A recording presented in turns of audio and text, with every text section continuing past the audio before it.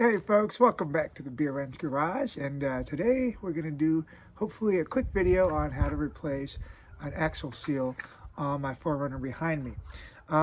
If you're interested in the 4Runner, want to know a little bit more about my ownership of this car, this truck, please go ahead and check this link up here or check the link to my video introducing this truck to the channel. I'll leave that link in the description. Otherwise, if you can do me a favor and click the like button right there. And if you haven't already, just go ahead and think about subscribing to the channel. We have lots of wrench turning videos on cars and lots of videos on tools. So with all that being said, let me give you an insight into what I believe the issue is and how we're going to go ahead and fix it. All right, folks, so like I said, this is my daily driver, and I'm not going to lie, I have to confess that I'm a little bit behind on some of the preventive maintenance. Namely, it's due for a timing belt, which I'm going to do here soon, and it's also got an issue with the secondary air injection system. It's solely an emissions thing. I'm going to replace some of the components on that. But for today, just the last couple of days, last week or so, I started noticing some really gnarly looking oil issues, oil drips on the driveway. Now I moved the car so you could see what I'm talking about, but whatever, like this thing doesn't usually leak. So when I started noticing that, I immediately thought, oh crap, I have like a really bad oil leak, maybe a rear main seal or whatever that was, or whatever that might be. Luckily it wasn't a rear main seal, but when I went underneath to look at the car to try to diagnose the issue, and the way we diagnosed this seal is we came down here under the car,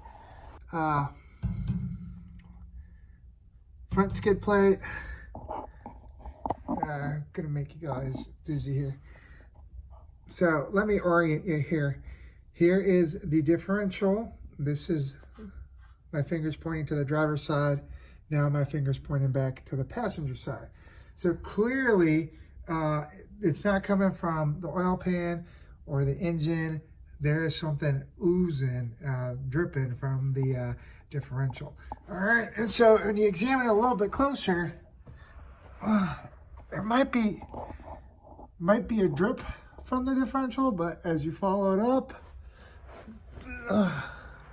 as you continue to follow up, wong.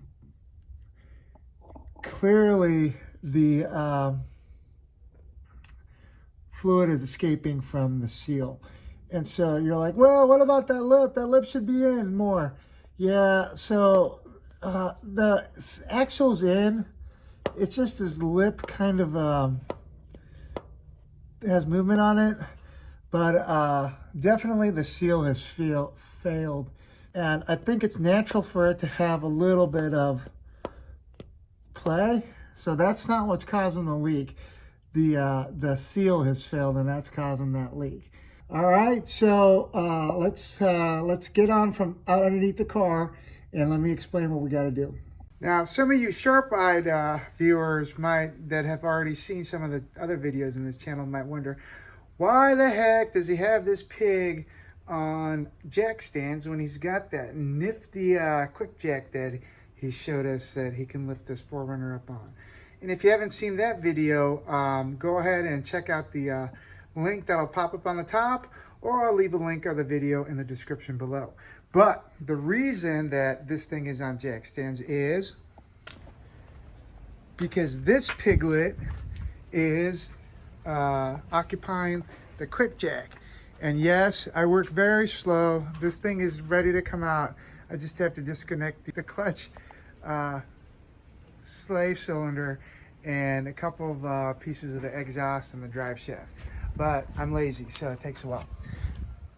But that's the explanation as to why we're on jack stands and not the nifty QuickJack. All right, so this isn't going to be a step-by-step removal of the axle, because there's numerous videos out there that are very good on how to do that. That's pretty simple, but I will give a little bit of an overview as I go along. I'm concentrating on, again, how to diagnose the axle seal, which we saw was pretty obvious and easy to do, and then just some best practices on how to get the axle out and remove the seal. All right, so let's get to work. All right, folks, so One of the keys to this video was the diagnostic step for the axle seal. Really pretty straightforward. Once we dropped the skid plate, it was kind of easy to follow the leak back to the axle seal, and we know that's where the axle seal is. Now, to get to the axle seal, we got to remove the axle, obviously, and that's not too terribly difficult. Pretty easy brake system. I'm going to go ahead and remove the pads, hang the caliper back, and then pop the dust plate off the axle nut, remove the axle nut, drop the tie rod in, and then there's like a little, I'll show you when we get there, like a couple of bolts that hold the lower ball joint, I guess, assembly into the control arm. And then once those are loose, that you should be able to lift the hub up, pull the axle out, and then just get that out of the way. And then I'll show you how the axle comes out. And then we'll get to the real meat of this video, which is axle replacement. So we'll go ahead and start that.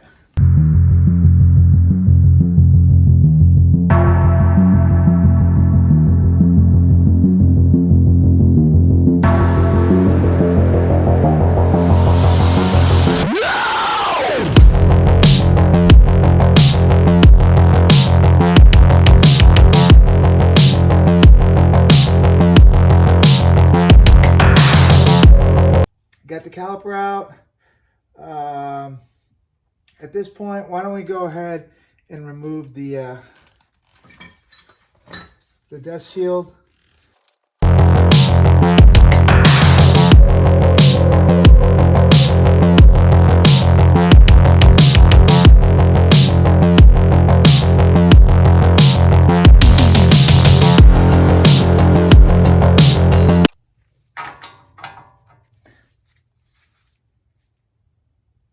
.35 millimeter.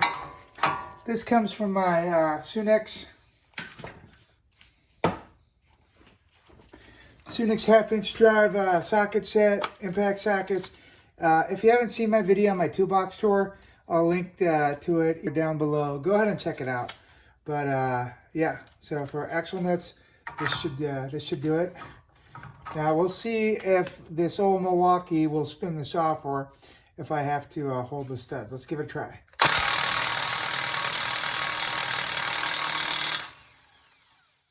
Cool.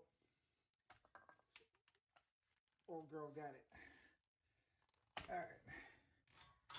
Let's keep this on for the moment. And you saw me knock that loose, so that's good. Then we are going to come over here and we're going to go ahead and grab this guy out.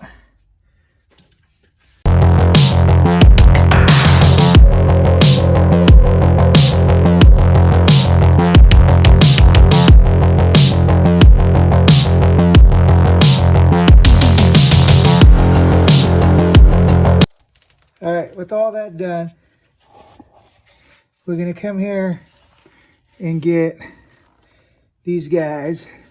As a side note, it's better to get these before you take the tie rod end off, because your tie rod end will keep the hub from turning. All right, folks, so we put the tie rod end back in. Let's get rid of this because it's blinding everybody.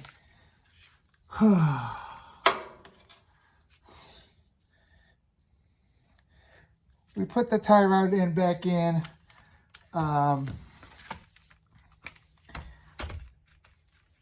so that's holding it, but we'll give it a whirl with the ratchet to loosen it up, okay?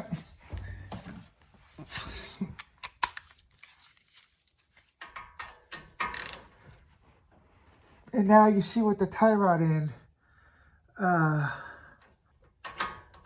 at least it's holding the hub in place, but this thing is on. Oh.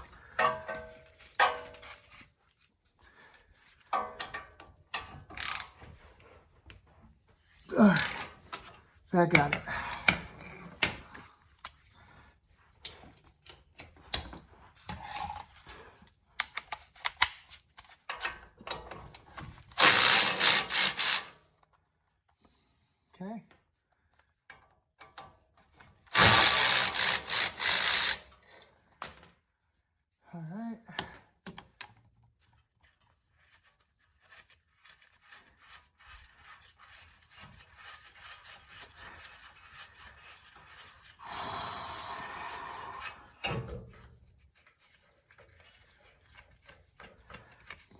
All right, so now our hub moves. All right, now we can take our axle nut off.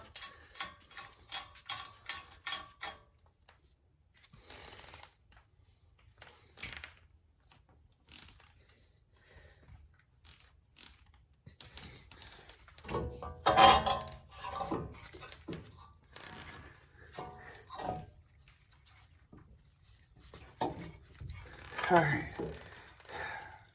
so our axle is loose. And the last thing we need to do is knock the axle out of the differential, and that will allow us to change our axle seal. All right, so folks, this is the axle. We're gonna have to knock it this way, the driver's side axle, and it looks like the best way to do it is try to come in here with a punch or a chisel and get that lip right there and hammer the heck out of it. And we should see it move, hopefully.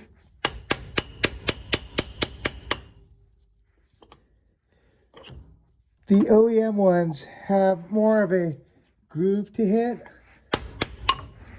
and these aftermarket ones are really annoying that way. So a couple of ways we can do it. This hopefully is the right way to do it. This way will work. It's a little bit harder the way these axles are designed.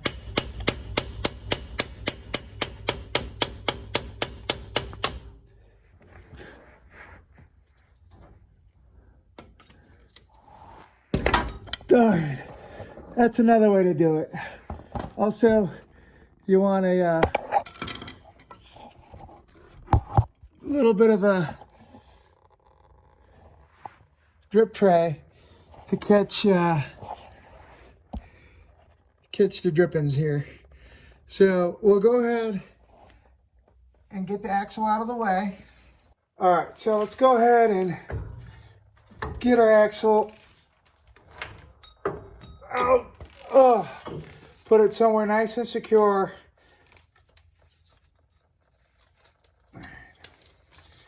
And then we'll pull that seal out here in a minute. So this is the little ring that holds the axle into the differential, and this is what you need to overcome with the pounding and the levering to get the axle out of the differential. Now, sometimes when you're using a used one, putting it back in is a little bit hard, but if we have an issue with that, this one going back in, I'll show you a little trick that I discovered that hopefully works again on this one. All right, hopefully it'll go in nice and smooth. You never know with these, but if it doesn't, we'll talk about the trick. For now, let's concentrate on the seal. So I'm gonna put this away on the shelf here. So for the seal, we'll use ourselves one of these seal pullers.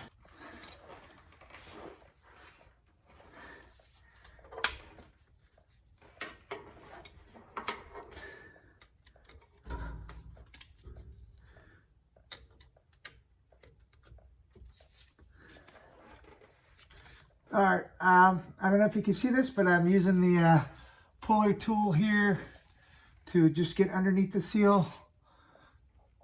See if we can bring you in, give you a good shot. Okay, so I'm using the seal puller just to pull that seal out. And there it goes. A little bit more drippage. Let me get you out of the way. All right, so this is our old seal, and this is how it goes into the differential. It's hard to tell how this seal failed, but you know, over time, what'll happen is sometimes they just wear out, and quit doing their job. There's a little spring right here that kind of compresses, and you know, who knows. Definitely it was clearly leaking, so we'll replace the seal. So you can see this little point is where I used the puller tool to pull it out. All right, folks. So we're going to continue and finish this job here. Got the new seal, got the old seal. Again, there was no real like visible damage to the old seal, but this is a quality new seal. And so there's a couple ways we can do this. I have two seal driver. Well, yeah, I guess one's a race driver set, and the other one is a bearing, race, and seal driver. They both kind of do the same job. This Lyle one is a little bit heftier and larger, and so might be usable, but I think the key for this job is going to be the OTC Stinger one, and it just so happens that these drivers are made of like a hardened plastic or a hardened rubber. And this blue one right here, which is a 59 millimeter one, seems to fit perfectly for the seal that we're gonna knock in there. So we'll leave the new seal here for a second. We'll leave the drivers out here, and then the way this works is basically you get your driver handle.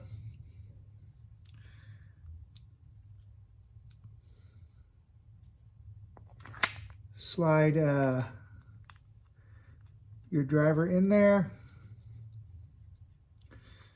and you can wrench it down with a wrench if you like, but this should be good. And then you're gonna knock the seal in with this. So let me give the seal a little spritz of WD-40, and then I'll show you how it should seat into the differential opening. All right, so first things first, I'm gonna grab a little rag and just kind of clean the area real quick. Okay.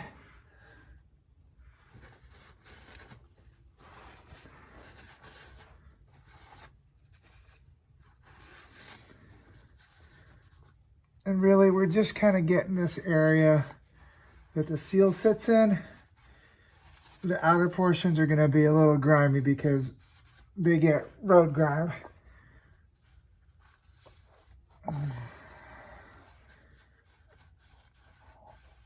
Just trying to ensure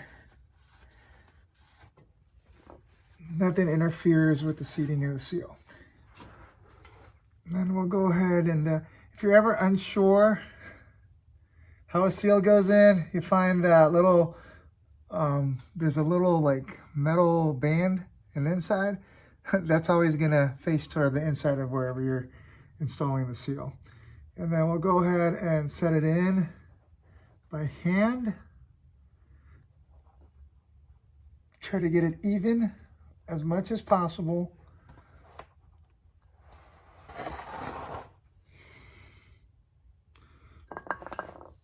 Then once we have that, we can bring our driver in and go the rest of the way with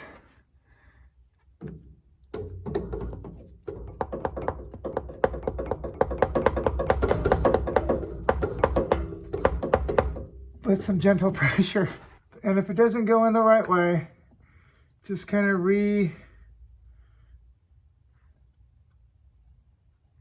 recenter it.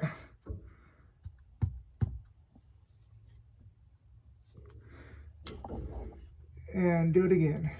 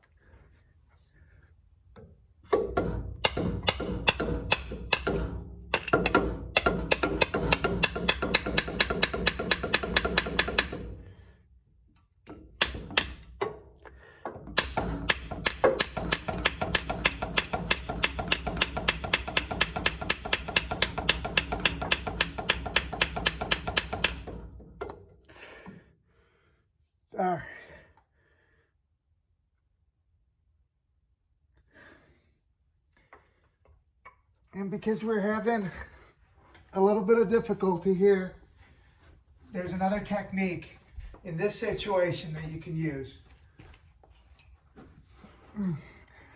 So these are brass punches, and they're designed for metal.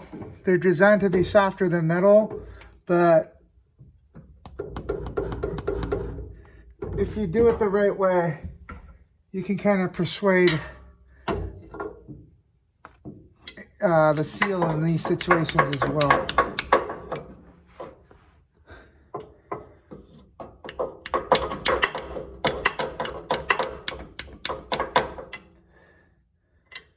And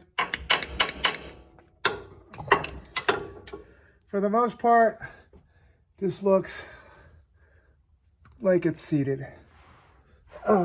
I'm comfortable with it. So it's definitely seated for the circumference of the top. Just want to get a little bit more on the bottom and the side right here.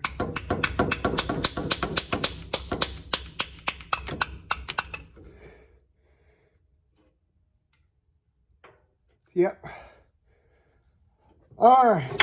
So that's good. Let me give you a little bit of a closer shot into what I'm talking about. All right, so folks, what I'm trying to show you here is you can see the seal is seated. You want to make sure that the interior isn't damaged, and it's not. And then you want to make sure that the exterior is seated correctly through the circumference of the hole. And we got it. Again, just in case you weren't able to see on the other angle, this seal is seated. That's what you're looking for. You want it to kind of sit down in its place, and you want no tears or rips, especially along this inner lip, the very inner lip that the axle kind of rests into. So once you get to this point, you're good. All right. All right, folks. Now that we have our seal in there, we are going to seat our axle. Now, this is our last real kind of obstacle of the job. If we can get this in there, we're pretty much home free. But there is this one piece that does kind of hang. I don't know if it hangs everybody up, but it's hung me up before doing this. And so if you can see at the end of this axle, there's a little like a C-ring. This C-ring kind of goes into the differential, and it needs to compress going in, and it expands once it gets into the place it needs to be. And so it takes a little bit of force getting it in there. This is the same thing that holds the axle in, and it took that force to get it out. So we'll make sure the axle is clean, and then we will go ahead and feed it through like so.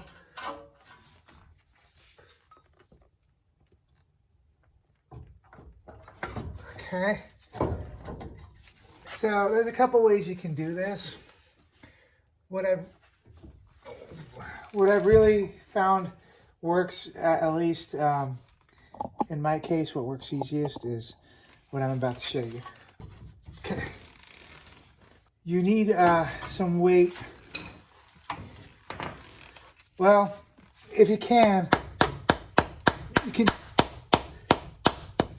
try and get that in this way, using a rubber mallet to hit the end of the axle.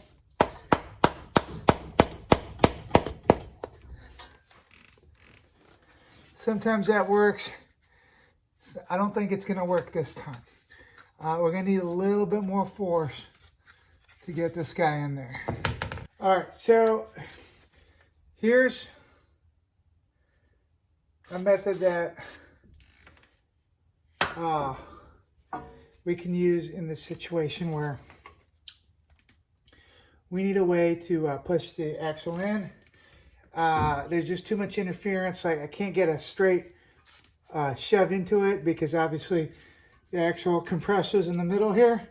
So we need to find some way to do kind of like a basically what would be a reverse slide hammer, right? And you put a little bit of weight on the end of the axle so I can get that forward motion.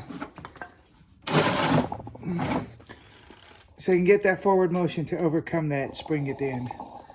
And what I'm going to do,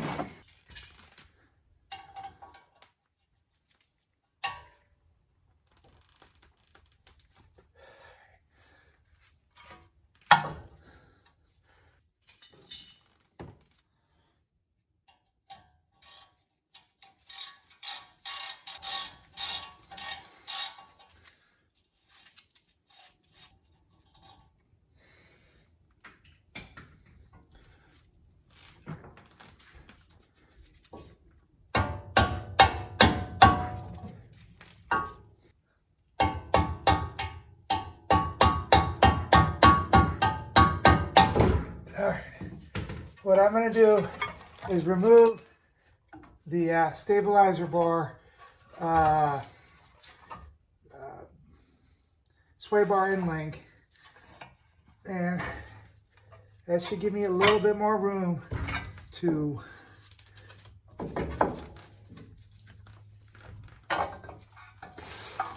get the axle in to the hub. And then once it's in the hub, I can much easier get that force to beat the axle back into the differential. So hope that makes sense. What I did is I removed the sway bar end link. It gave me a little bit more room on the control arm and the hub to move the control arm up and down. Was able to get the axle into the hub assembly. I'll put this back on.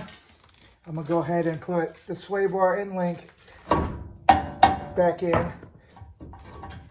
All right.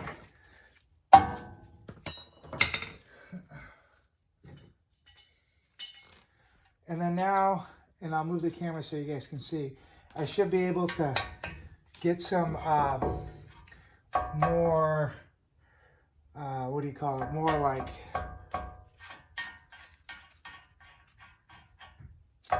thrust that way, force going that way to push the axle into the differential. Like I said, I'll show you here in a second. Let me get this back on. All right, and then since I'm here, I'll go ahead and get the tie rod end in as well, just to give a little bit more stability to the hub and give it that take away its movement.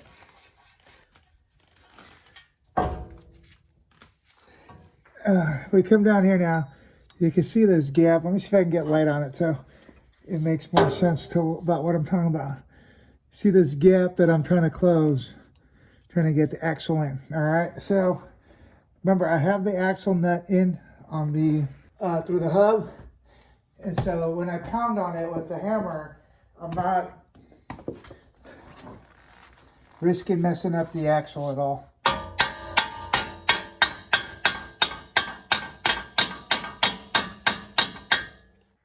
All right, so that looks good.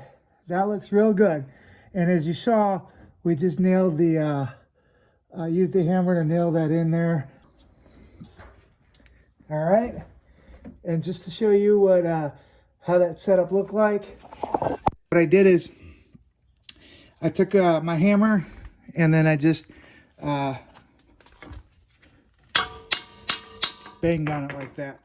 And just to make sure that the axle's in, what I'll do is I'll remove everything from the hub and I'll try to pull the axle. If it's not in, it'll come right out. Because remember, when we were removing it, we have to pry it out and hammer it out. So if I can't pull it out with my hands, that means that little C-spring has seated in place and we're good, and then everything else will be just a quick disassembly or reassembly. Okay. So now that the axle is in, it's seated, we don't have to take the sway bar back out again. We could just do this. All right. And then I'm going to go underneath and make sure that the axle is actually in. Now, if it wasn't in, I would be able to pull it out, but it's in. That clip is engaged. So that axle is installed. All right. All right, folks. So the next thing we're going to do is top off our differential fluid before we wrap everything up. And so to do that, we have to go over here and get our 10 millimeter hex fill plug loose. And I'm sure I've done this before. Last time I did the axle, but this thing is picked up a bit of rust and debris. So we're going to make sure that this socket is in there nice and good.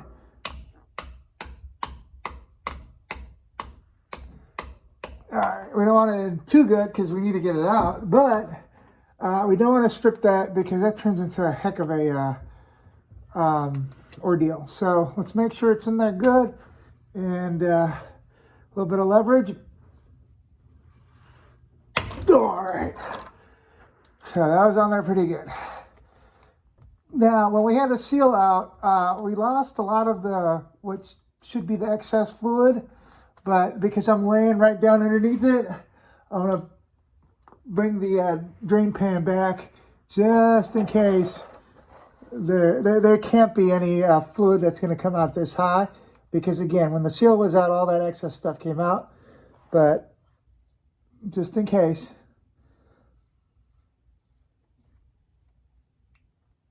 All right, so we'll set that aside.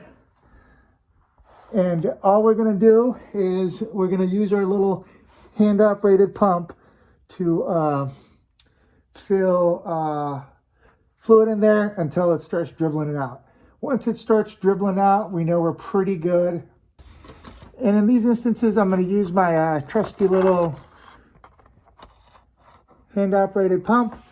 All I do is open up my container that I'm going to be extracting the fluid out of, take the hose, pop it in there, and then the pump just kind of screws onto the top of the container. So that's good. We'll go ahead and tuck this in.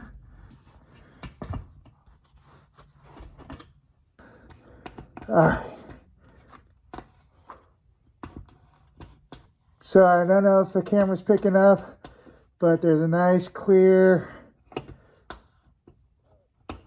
flow of fluid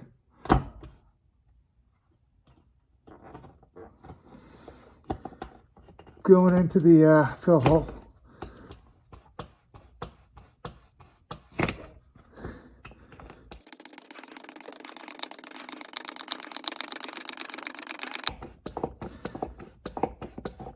And you see how it's dripping out? That is our signal that we have reached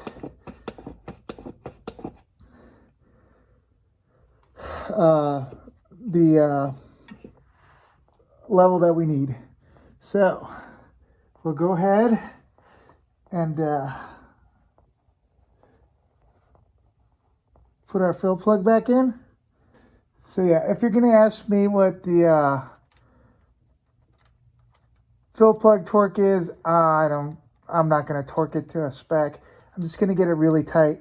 If this thing comes out, we really have problems. So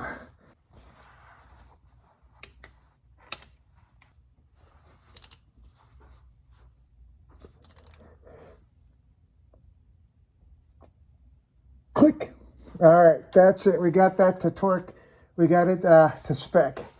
All right, so now that we're down here, let's go ahead and wipe down the diff a little bit. Get all that excess fluid from before off. Make it look a little bit neater. Well, we're just about done. We're wrapping this up here. Before I go ahead and tighten everything down, I'm gonna go ahead and put a little bit of what is this? Bearing grease, synthetic grease on the axle spines just to give it a little bit of a, I don't know, grease to keep things nice and smooth as it goes into the hub. Take my finger and run it into the hub as well. Again, just to keep things nice and smooth. Not super required, but good practice. Especially with winter coming up. Little things like that make future disassembly. Hopefully we won't have to be doing this anytime soon, but make future disassembly a little bit easier. So just like we took it out, we're gonna get this guy compressed. And in she goes. All right.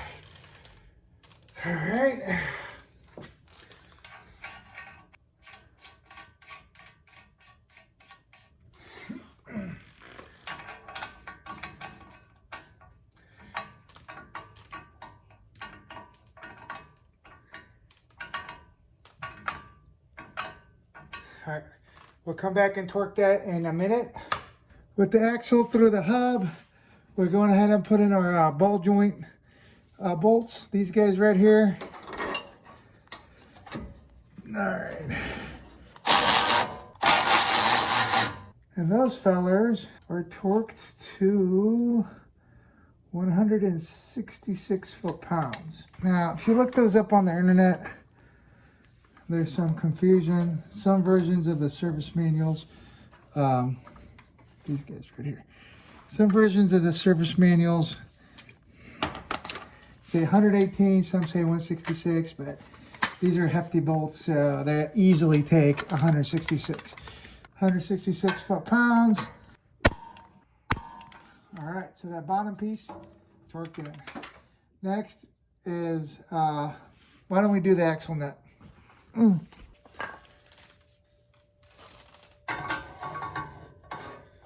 We'll just use a pry bar like that, get our socket on there.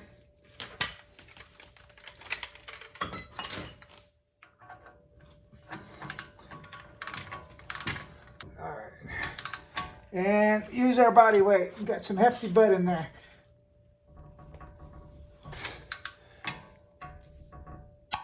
All right. There we go. Don't forget the locking nut.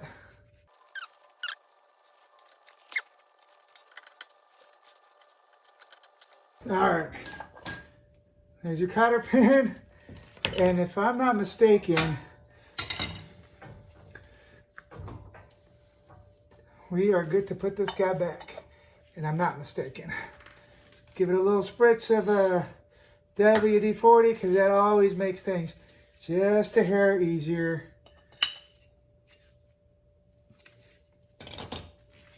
And we can put it right back.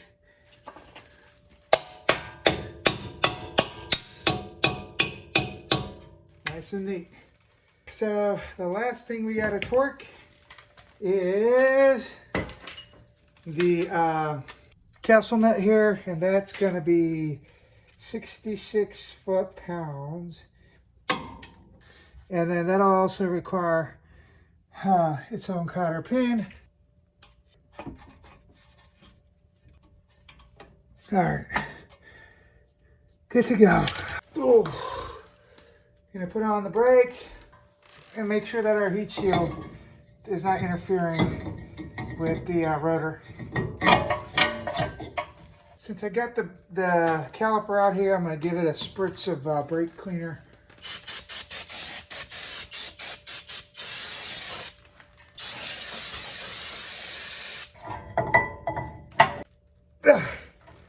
Quick. All right. I believe that's the correct torque spec.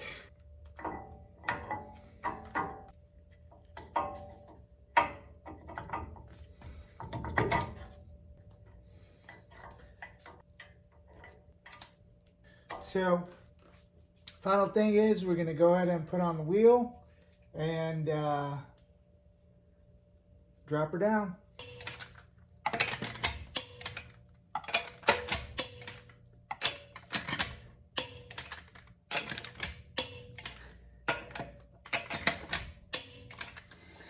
All right, folks, there you go. Axle seal replacement on a 2006 or 4th generation Toyota 4Runner. Hope you enjoyed that video. Hope you learned a thing or two. If you did, please go ahead and give me a thumbs up, and please go ahead and subscribe to the channel. We have lots more videos like this and talking about tools and car stuff. So thanks for watching, and we'll see you on the next video.